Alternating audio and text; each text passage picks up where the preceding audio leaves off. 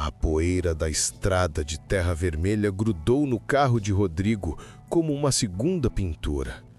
Cada curva sinuosa que levava à vila parecia retroceder no tempo, apagando uma década de asfalto, luzes de neon e a anonimidade confortável da cidade. O ar que entrava pela janela aberta já não cheirava a gasolina, mas a terra molhada e mato, um perfume primordial que desenterrava memórias que ele julgava ter enterrado. A última vez que estivera aqui era apenas um adolescente, fugindo com a mãe e a irmã após a morte abrupta e violenta do pai. Um acidente de caça, disseram, mas o silêncio pesado que pairou sobre a família desde então sempre soou mais como uma mentira não dita. Agora, era o avô que estava morto. Morto pacificamente, dormindo, disseram no telefonema. Uma finura que o velho homem, um sujeito rijo e fechado como a madeira de lei de sua própria casa, nunca permitiu em vida. A vila era a mesma. O Praça Central, com sua igreja branca e cruzinha de ferro, o Bar do Zé com suas mesas de plástico na calçada, os velhos observando o movimento, que era nenhum, de suas cadeiras na sombra.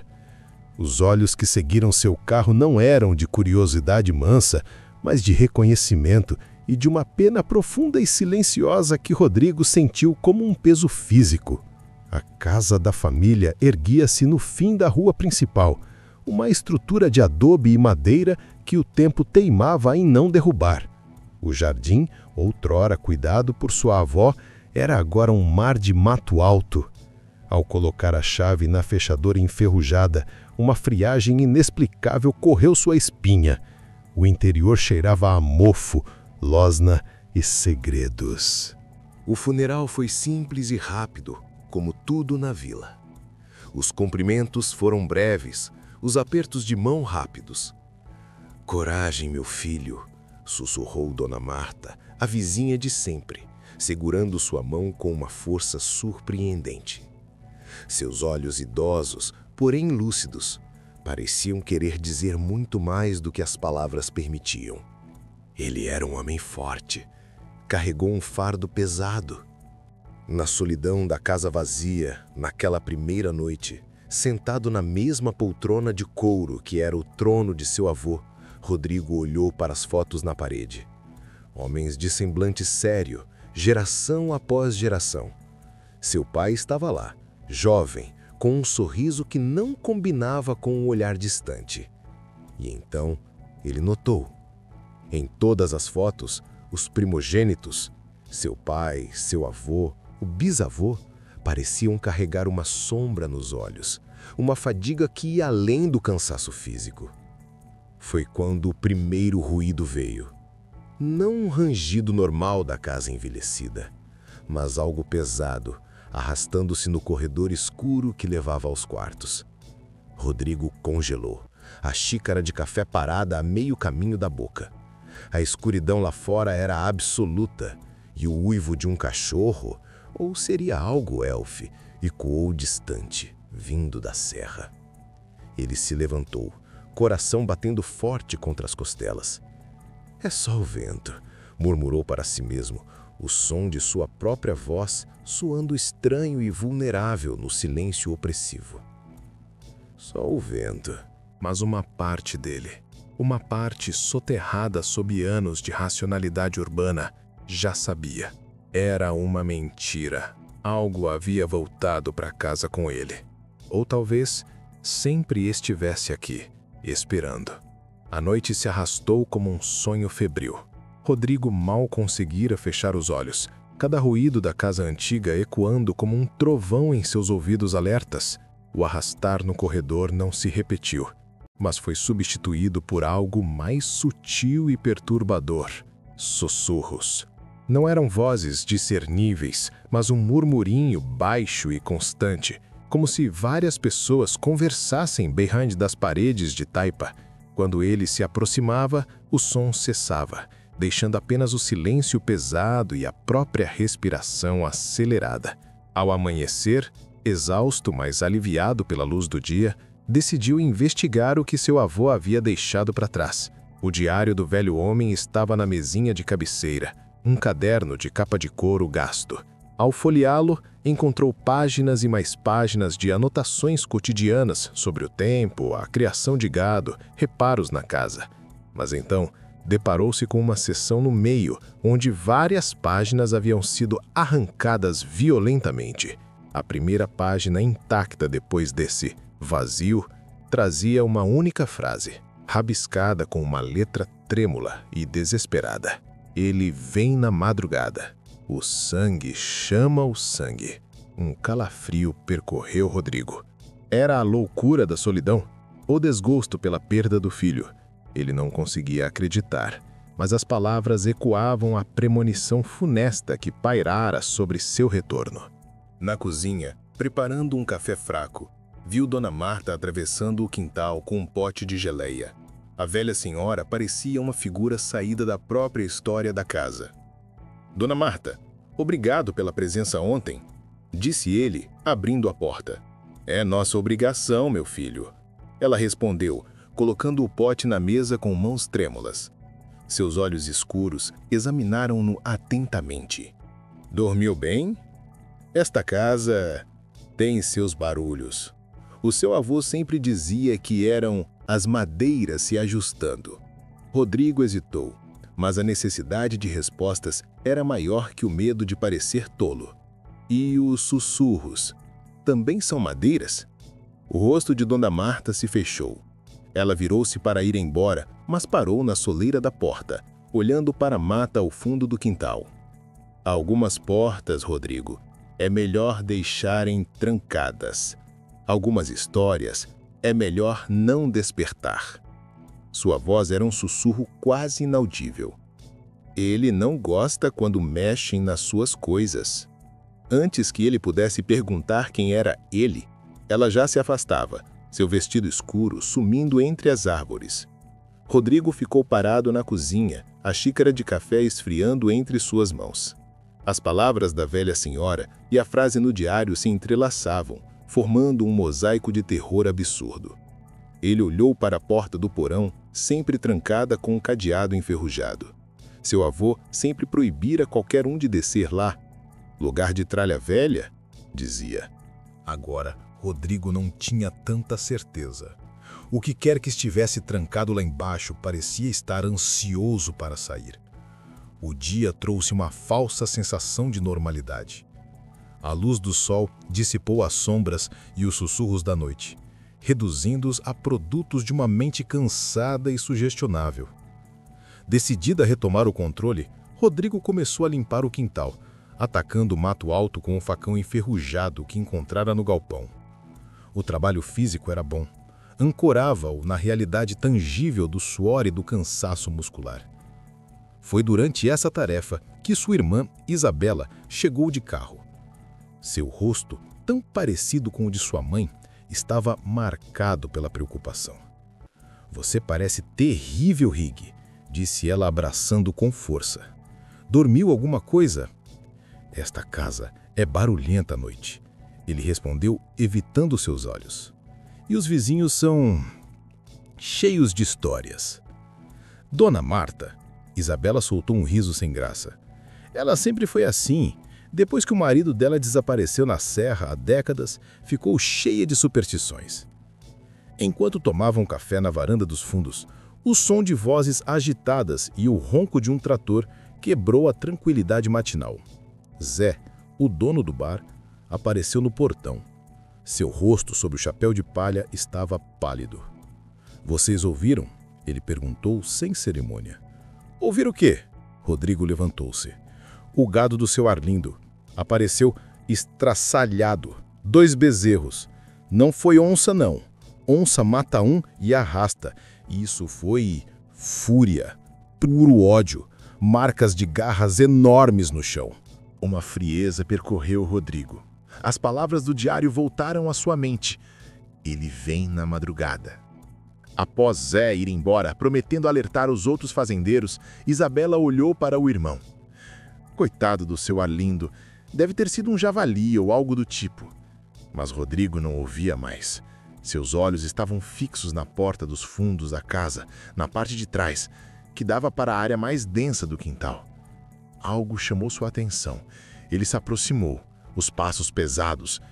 Na madeira sólida da porta, 3 conjuntos de arranhões profundos e paralelos sulcavam a tinta descascada. Eles eram longos, mais altos que a sua cabeça, como se algo imenso e dotado de garras afiadas tivesse se erguido sobre as patas traseiras para rasgar a madeira. Eles não estavam lá no dia anterior. Ele teria notado. "Rig?" A voz de Isabela soou pequena atrás dele. "O que é isso?" Ele não respondeu. Sua mão tocou os sulcos na madeira. Eles eram profundos, limpos, profissionais. Eu vi uma coisa ontem à noite, antes de dormir na casa da Dona Célia. Olhei pela janela na sua direção, vi uma sombra, muito alta e magra, passando pelo seu quintal. Só vi os olhos, que brilhavam como brasas.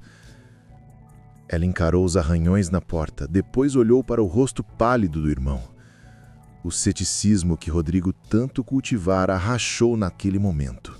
E o medo, genuíno e primitivo, começou a vazar por todas as frestas. O perigo não era uma invenção da mente de uma velha. Era real, era físico e estava batendo à sua porta.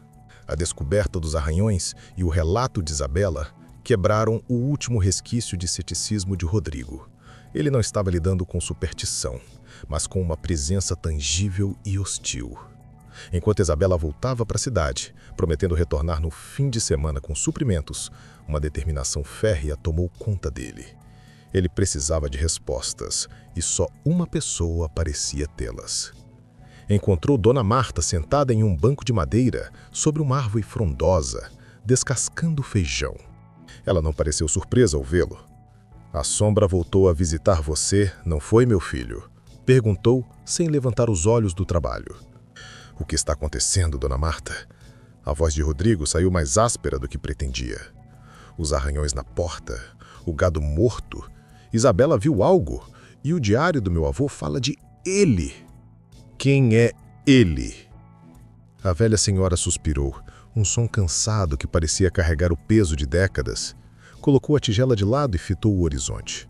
Sua família carrega uma maldição, Rodrigo. Uma maldição antiga, da terra e do sangue. Ela fez uma pausa, escolhendo as palavras com cuidado. O primeiro filho homem de cada geração. Ele se torna besta quando a lua fica redonda no céu. O lobisomem do interior não é lenda, é a sua herança. Rodrigo sentiu as pernas amolecerem. Era absurdo, era loucura, mas cada palavra dela ecoava com uma verdade horrível que ele sentia nas próprias entranhas. Meu pai, ele sussurrou, a memória dolorosa voltando com força total. Seu pai não morreu em acidente de caça, meu filho. Dona Marta confirmou, seus olhos marejados.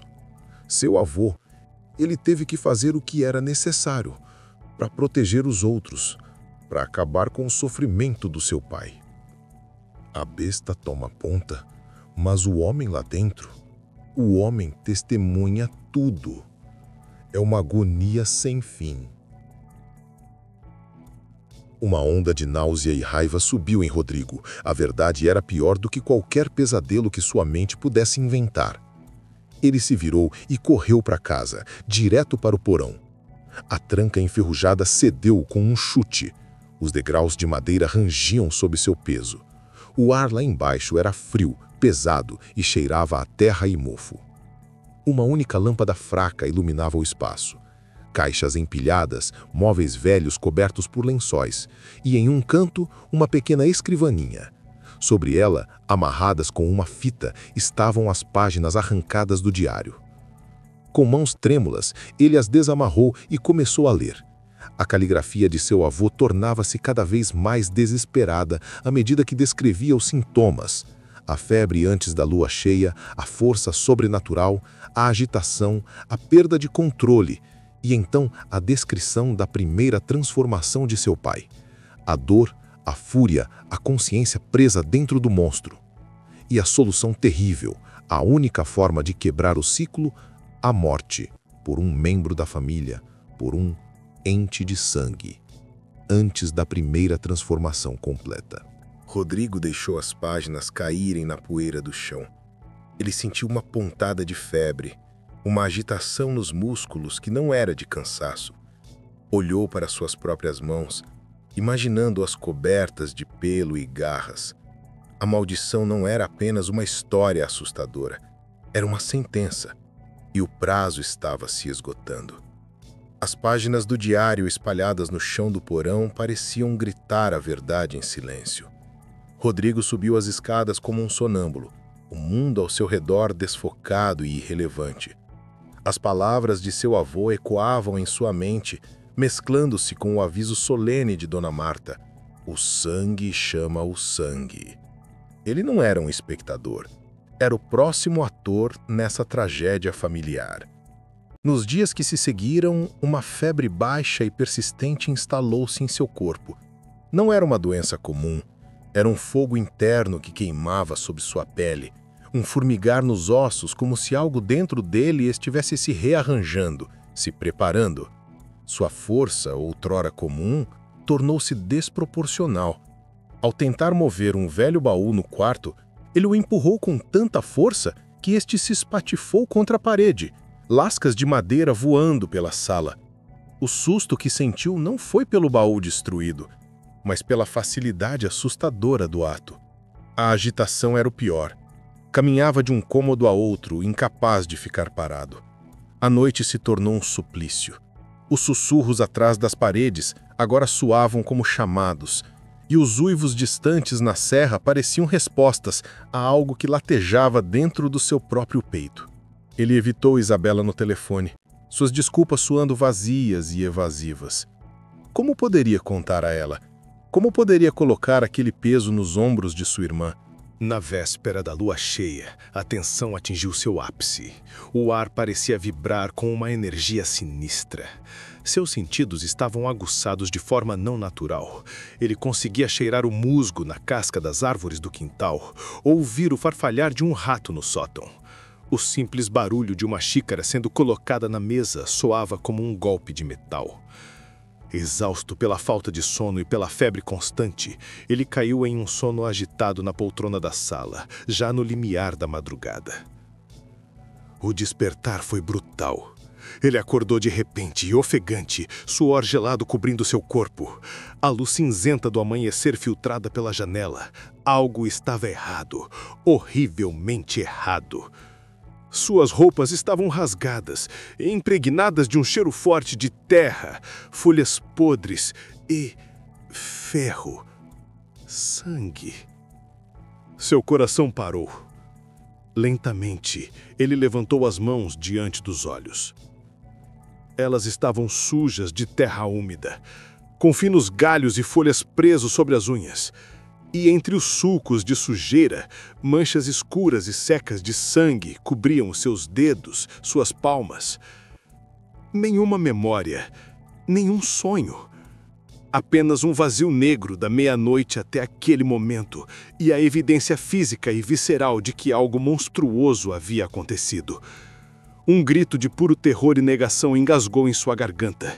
Ele esfregou as mãos freneticamente nas calças tentando limpar a prova, mas a mancha do sangue era teimosa, assim como a verdade. Ele não era apenas o próximo da fila. A maldição já estava nele. A besta já havia despertado mesmo antes da lua cheia. E naquela noite, quando a lua surgisse redonda e perfeita no céu, não haveria mais volta. O homem se renderia completamente ao monstro. O dia da lua cheia amanheceu como uma sentença. Rodrigo passou as horas luzentes, trancado dentro de casa, as portas e janelas barricadas com móveis pesados. Cada som do exterior, o canto de um pássaro, o vento nas folhas, fazia seus nervos saltarem. A febre era uma fornalha sobre sua pele agora, e os ossos doíam como se estivessem sendo torcidos por dentro. Ele tentou ler as páginas do diário novamente, buscando uma salvação, uma brecha que seu avô não tivesse visto. Mas as palavras só confirmavam o inevitável. Uma vez que a besta provasse o sangue, não haveria volta. A única esperança era a morte antes da primeira transformação completa. A faca antiga da família que seu avô usara para libertar seu pai estava sobre a mesa, reluzendo sob a luz fraca. Ele a pegou. A lâmina gelada queimou sua mão febril. Matar-se? Ele não tinha essa coragem. Deixar que Isabela? Impensável. Ao entardecer, seu telefone tocou incessantemente. Era Isabela. Ele a imaginou preocupada, talvez já a caminho, determinada a ajudá-lo. O pensamento dela chegando aqui, desprotegida, na noite que se avizinhava, encheu de um pavor mais profundo do que a própria maldição. "Não venha!" ele gritou na caixa postal. Sua voz um rosnado distorcido pela febre. "Isabela, fique longe! É perigoso! Tranque-se em casa!" Desligou e arremessou o telefone contra a parede, que se estilhaçou em pedaços de plástico. A raiva era um sabor metálico em sua boca. A besta estava perto da superfície, impaciente, faminta. Ele se arrastou até o quarto e caiu sobre a cama, suando e tremendo. A luz do dia morria rapidamente, pintando o céu de tons de laranja e roxo. O silêncio era opressivo, como se a própria natureza estivesse prendendo a respiração. Lá fora, o primeiro raio de luz prateada da lua cheia cortou a escuridão, filtrando-se pelas frestas das janelas barricadas. Era um farol que anunciava o início do horror. Um espasmo violento sacudiu seu corpo. Ele gritou, um som entre a dor humana e o rosnado de um animal. Suas unhas cravaram-se no colchão, rasgando o tecido. A transformação não era uma troca, era uma ruptura, era um dilacerar da própria alma. E em algum lugar na estrada escura que levava à casa, os faróis do carro de Isabela cortavam a noite, trazendo-a direto para o coração da escuridão que seu irmão tentara, em vão, conter. A dor foi além de qualquer coisa que Rodrigo poderia imaginar. Era como se cada osso fosse quebrado e soldado de novo, cada tendão esticado até o limite do rasgo. Sua pele ardia, latejava, e então uma sensação de insetos correndo por debaixo dela tomou conta, seguida pelo surgimento brutal de um pelo escuro e áspero. Suas unhas se curvaram e se alongaram em garras negras que rasgaram o colchão com facilidade obscena. Seu maxilar se deslocou com um estalo seco, alongando-se em um focinho que se encheu de dentes afiados. Um uivo escapou de sua garganta, mas não era mais um som humano. Era um rugido profundo e rouco que ecoou pela casa, um grito de agonia e fúria primordial. A última centelha de Rodrigo, o homem, foi esmagada sob o instinto avassalador da besta. Seus olhos, agora amarelos e com pupilas verticais, enxergavam o mundo em tons de cinza, mas com uma clareza assombrosa. O cheiro do medo, seu medo, que impregnava o quarto, era um convite à destruição. Com um poder brutal, a criatura que era e não era Rodrigo se levantou sobre as patas traseiras, seu corpo imenso e musculoso rompendo as roupas que ainda o prendiam. Um golpe de suas garras arrancou a porta do quarto das dobradiças. A casa, sua prisão momentânea, era um incômodo. Enquanto isso, os faróis do carro de Isabela cortaram a escuridão do quintal. Ela estacionou, seu coração batendo forte. A casa estava escura, silenciosa de uma forma que aterrorizava. A porta da frente estava levemente aberta, as marcas de garras visíveis mesmo na penumbra.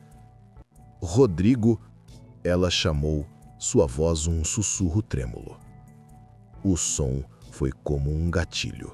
Com um estrondo, algo colossal arrebentou a porta dos fundos, madeira voando em estilhaços. A besta emergiu na claridade lunar, sua pelagem negra brilhando, seus olhos amarelos fixos nela. Era uma visão de pesadelo, uma fusão de homem e lobo, toda construída para a matança. Isabela congelou, um grito preso na garganta. A criatura avançou com velocidade sobrenatural, fechando a distância entre eles em segundos. O hálito quente e fétido atingiu seu rosto. Ela viu as garras se erguendo, prontas para descer. Foi então que viu, em meio à fúria da besta, nos olhos amarelos e inumanos, um lampejo, um breve clarão de um terror familiar, de um reconhecimento agonizante. A besta hesitou. Seu braço, tremendo violentamente, parou no ar. Um uivo de conflito interno, de dor e raiva, rasgou a noite. Não era o rugido de um predador, mas o grito de uma alma presa, lutando contra a própria natureza. Era Rodrigo. Lá dentro, ele ainda lutava. E naquele breve instante de hesitação, ele protegeu sua irmã do monstro que ele havia se tornado. O uivo de agonia da besta ecoou na madrugada, um som tão carregado de conflito humano que quebrou o feitiço de paralisia que prendia Isabela. Ela recuou, tropeçando, seus instintos gritando para fugir. A faca antiga que seu irmão deixara sobre a mesa da sala cintilou em sua mente. A solução final, a única forma de libertá-lo. Mas quando seus olhos encontraram os da criatura outra vez, viu não um monstro, mas seu irmão. Aquele lampejo de lucidez, a luta titânica que travava contra a própria carne amaldiçoada, foi mais aterrorizante do que qualquer fúria. Matá-lo era impossível. Ela não carregava a frieza necessária para um ato de amor tão violento. Com um último olhar de angústia compartilhada, Isabela se virou e correu. Seus pés batiam forte no chão de terra, levando-a para longe da casa, da clareira, em direção à estrada. Ela não olhou para trás. A besta, vendo sua presa escapar, soltou um rugido de frustração. A fúria voltou a dominá-la, afogando a centelha de Rodrigo. Com um salto poderoso, ela se virou e desapareceu na escuridão da mata, um vulto negro consumido pela floresta que sempre testemunhara a maldição. A madrugada findou. A luz do sol raiou, tímida, banhando a serra. Na borda da mata, onde a vegetação era mais densa, Rodrigo acordou. A consciência voltou como um soco. Ele estava deitado em um leito de folhas secas, seu corpo nu e dolorido, coberto por arranhões superficiais e uma camada de sujeira. Sua boca tinha o sabor de ferro e terra. Ele se levantou cambaleante e olhou para suas mãos, humanas, intactas. Mas a memória da noite não era um vazio completo. Ela voltava em flashes. O cheiro do medo de Isabela, o brilho dos seus olhos arregalados, a luta visceral para conter o golpe que a teria despedaçado. Ele a tinha protegido. Mas por quanto tempo? Uma compreensão profunda e gelada afundou em seu ser, mais dolorosa que qualquer transformação. A maldição não havia sido interrompida. Ela se completara. Ele havia caçado. Ele havia sangrado. E a besta agora estava saciada. Por enquanto. Ele era a maldição. Um portador. Um escravo do ciclo. Na próxima lua cheia, a luta começaria tudo de novo. E ele sabia, com a certeza de quem carrega uma sentença de morte vitalícia, que uma hora sua humanidade não seria forte o suficiente. Uma hora ele não hesitaria. Olhando para casa ao longe, para a vida que não poderia mais ter, Rodrigo deu as costas e mergulhou mais fundo na mata. A besta tinha um novo território, e o homem carregaria o fardo de suas memórias para sempre.